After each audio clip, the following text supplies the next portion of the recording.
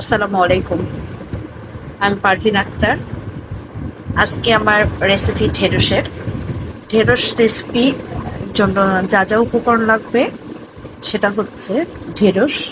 আমি 250 গ্রাম ঢেঁড়স এইভাবে কেটে নিয়েছি, চিকন চিকন করে কেটে নিয়েছি, এবং তার সঙ্গে নিয়েছি পেঁয়াজ কুচি করে, রসুন 2 কোয়া কুচি করে, মরিচ নিয়েছি, আর নিব কাঁচা জিরা। আজকে ঢেঁড়সের উপকরণ আমার এগুলোই। চলুন যাই, আমরা ঢেঁড়স ভাজা শুরু করি। আমি ঢেঁড়স ভাজার জন্য প্যান নিয়ে নিয়েছি। এখন আমি তেল দিয়ে দিব। গরম প্যানে আমি জিরা দিয়ে দিব, রসুন দিব, পেঁয়াজ দিয়ে দিলাম, কাঁচামরিচ হালকা ভাজা ভাজা হয়ে গেলে আমি ঢেঁড়স দিয়ে দিব। পেঁয়াজ এই অবস্থায় আসার পর আমি ঢেঁড়স দিয়ে দিব।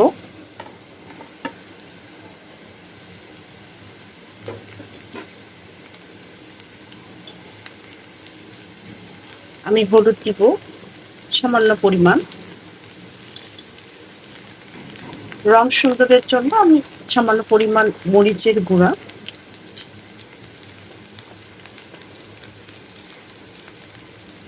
হাফ চা চামচ লবণ। এখন মিডিয়াম টু লো আছে আমি এটা ভাজতে থাকবো। ঢাকনা দিব না, এভাবে কিছুক্ষণ পর পর নাড়াচাড়া করে আমার ঢেঁড়স ভাজি হয়ে যাবে।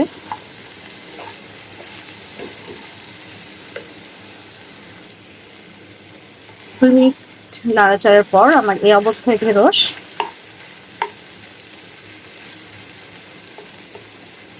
আমার এভাবে মিডিয়াম টু লো আছে ভাজতে থাকবো আর কিছুক্ষণ। ঢেঁড়স ভাজা আমার কমপ্লিট। পরিবেশন করব।